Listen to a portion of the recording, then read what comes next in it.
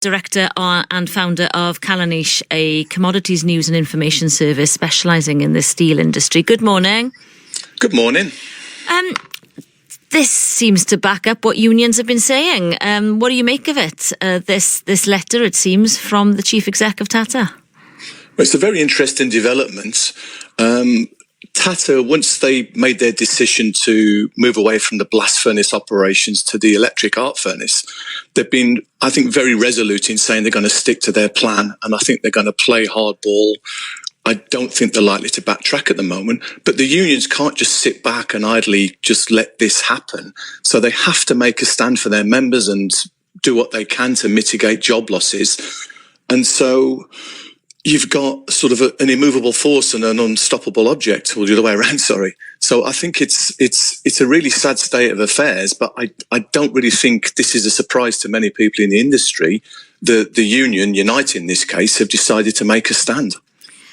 Tata's position, writing to staff saying, look, if you go on strike, you're not getting this enhanced redundancy package. Can they do that? Honestly, legally, I haven't got a clue, but it does tell you that they're very, very serious about this dispute and how they're going to come through it. I do think that the workers have got a lot of rights to be aggrieved, because obviously losing your job is a horrible process. It's happened to me a couple of times. But our sort of neighbours in Europe, a lot of the European mills are maintaining their blast furnace operations while they transition to the electric arc furnace. So the unions here will be looking across the channel and thinking, well, other countries have managed this, why can't we? And the European mills are doing this in order to alleviate economic and social pressures.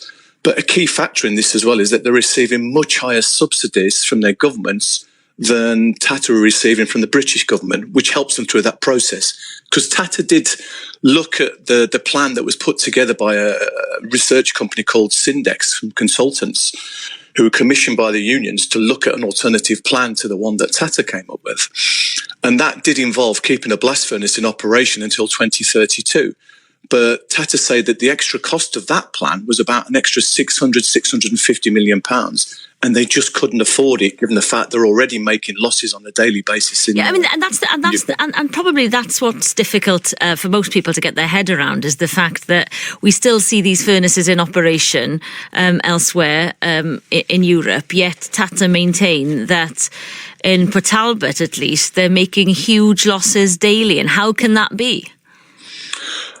I think one of the obvious points is, where is the steel made? Who are the customers? And Britain doesn't quite have the sort of mass industrialised and manufacturing base that other countries have in Europe. You find that a lot of the core steel making in Europe is centred around sort of Germany, Netherlands, Luxembourg, where you've got a real concentration of industry, and the steel is a foundation industry in supporting that. In the UK, we're producing about 6 million tonnes of steel a year now. You compare us to Italy and France, which are very similar sizes. Germany is a much bigger country with 80 million people.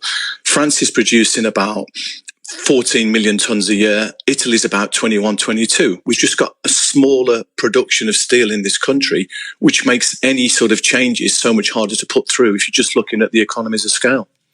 Paul Mullins, thanks for coming on this morning, for talking us through that latest development where Tata Steel, the chief executive, has written to staff after members of the Unite union voted to strike. That letter warning that staff won't get an enhanced redundancy package if they do go on strike.